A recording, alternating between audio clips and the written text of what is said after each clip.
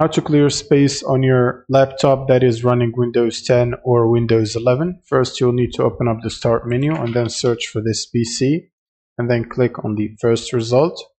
Now you want to right click on the drive that you want to clear. So for example, C drive, and then go to Properties.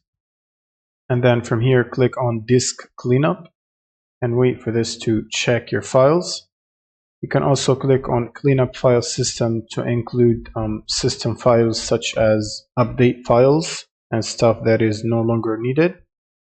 And then, as you can see right here, you need to check Windows Update Cleanup and other temporary files that you want to remove. You can basically check everything, including the recycle bin.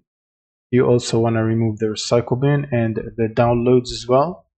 And then click on OK once you've selected everything. And then click on Delete Files. And this should start cleaning up your disk or your drive. And this should take a while to clean up all of the files. Subscribe if this was helpful, and see you on the next one.